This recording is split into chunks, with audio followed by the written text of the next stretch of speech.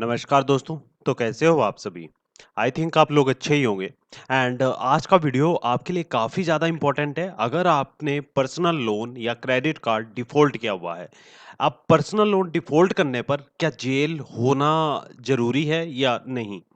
देखिए, ये कुछ पॉइंट मैटर करते हैं कि आपको नोटिस आया हुआ है या नहीं आया हुआ है, कोई भी कोर्ट से आया हुआ है एंड अधिकतर ऐसी कुछ कंपनियाँ हैं कि जो अब आपके खिलाफ या आपके ऊपर कोर्ट का केस या अरेस्ट वारंट तक आपके घर पर पहुँच जाता है। बहुत सी ऐसी कंपनी है, जैसे पूनावाला फ़िनकॉर्प है। मैंने पहले भी वीडियो में बताया था कि पूनावाला फ़िनकॉर्प कंपनी या कुछ एक बैंक है, जो आपके ऊपर केस फाइल कर देते हैं। तो आपको उनसे हमेशा बचकर रहना है।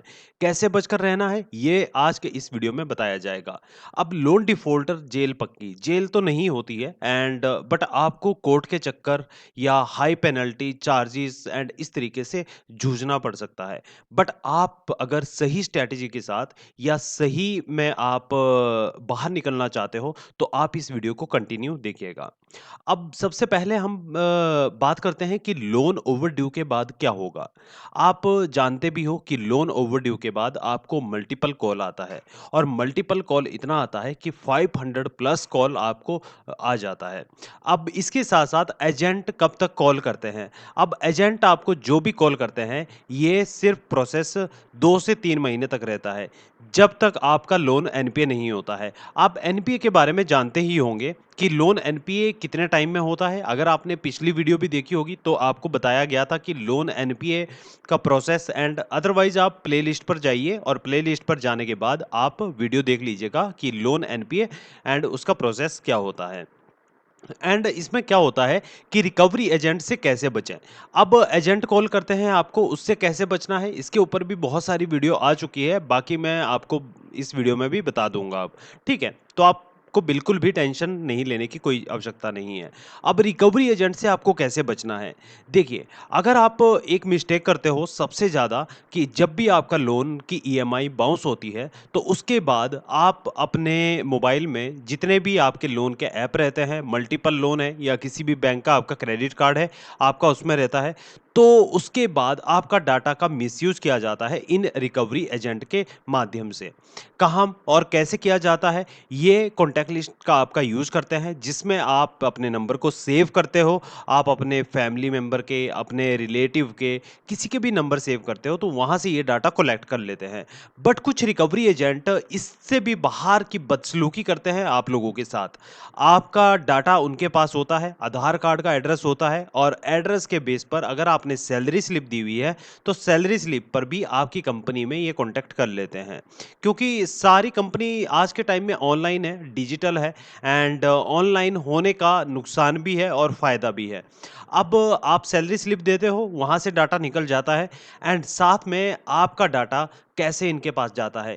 एक प्रोसेस होता है कि आपका मोबाइल से जाना और दूसरा है आपके एड्रेस के बेस पर।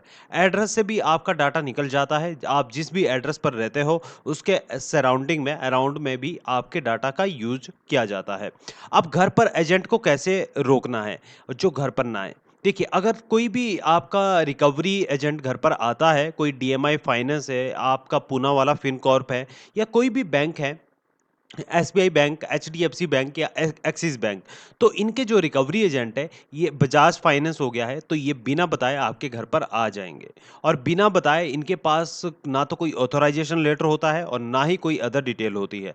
तो आपको इनसे कोई भी बात करने की आवश्यकता नहीं है। अगर कोई लीगल टर्म में आपके पास एजेंट आता है, उनके पास आईडी कार्ड है एंड आधार कार्ड भी है, एड्रेस भी है, तो आप उनको अपनी प्रॉब्लम बताइए, जो भी आपको इश्यू है एंड आपको मैं कहता भी हूँ कि आपको एक काम करना है कि जब भी आपका लोन की ईएमआई बाउंस होती है, तो उस समय पर आप कंपनी को ड्राफ्ट कीजिए और ड्राफ्ट आपको कैसे करना है, अगर आप खुद से नहीं कर पा रहे हो कि ड्राफ्ट कैसे करना है, तो इसके लिए आप हमारी व्हाट्सएप सपोर्ट टीम से भी संपर्क कर सकते हो या फिर आप अपने नियर बाय किसी भी एडवोकेट से संपर्क कर सकते हो। आप ये भी जानते होंगे कि अधिकतर काफ़ी ज़्यादा फीस है, चार्जेस काफ़ी ज़्यादा लगते हैं कि आप ड्राफ्ट करो, आपका कोई केस पकड़े या फिर आप लोन सेटलमेंट करो, तो इसमें आपको कहीं कहीं भी जाने की कोई भी आवश्यकता नहीं है, कम से कम प्राइस में ऐसे बहुत से यूट्यूब चैनल भी है और ऐसे लीगल सपोर्ट भी है और हमारा व्हाट्सएप सपोर्ट टीम भी है, जो आपकी हेल्प करता है और कम से कम प्राइस दर में आपके लोन को settlement and all draft and all आपको सर्विस मिलती है।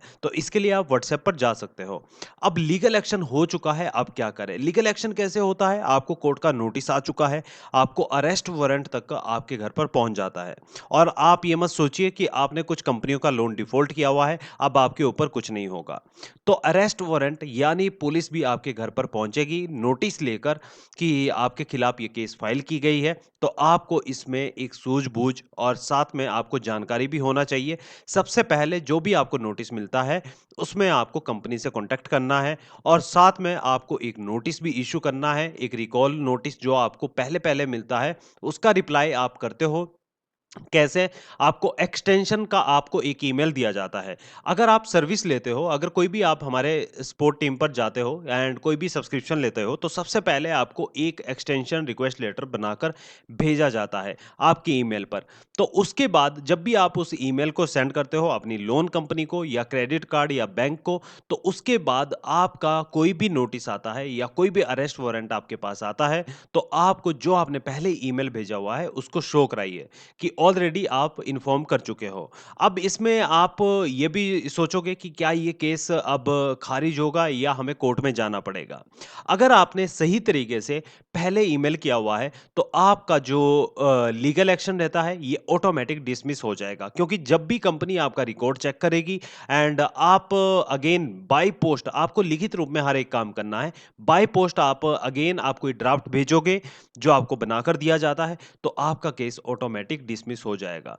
यानी आपका केस भी अब खारिज हो जाएगा, उसमें कुछ नहीं होने वाला है। ठीक है? एंड टू एंड पॉइंट पर आपका लोन सेटलमेंट ही होगा। बाकी और कोई भी इश्यू नहीं आएगा और कोई भी प्रॉब्लम आपको नहीं आने वाला है। एंड कोर्ट में कब जाना पड़ता है? कोर्ट में आपको तब जाना पड़ता है कि अगर आप कंपनी को इन्फॉर्म नहीं करते हो, बिल्कुल भी इन्फॉर्म नहीं करते हो और कंपनी को ये पता नहीं चलता है कि कस्टमर को या बोरोवर को क्या प्रॉब्लम आई हुई है। तो आपको जब भी कोई भी नोटिस आता है तो उसका प्रॉपर रिस्पॉन्स कीजिए या फिर आप उसको चेक कराइए और आपको रिस्पॉन्स करना बहुत ज़रूरी है। अदरवाइज़ आपका सिविल पर भी इम्पैक्ट पड़ता है, कंपनी भी आपको टॉर्चर करती है, परेशान करती है और ये फालतू का झंझट से अगर आपको बचना है, तो इसके लिए आप हमारे व्हाट्सएप सपोर्ट टीम से भी संपर्क कर सकते हो। ठीक है? तो चलिए आज की वीडियो समाप्त करते हैं एंड मिलते हैं नेक्स्ट वीडियो में। Thank you.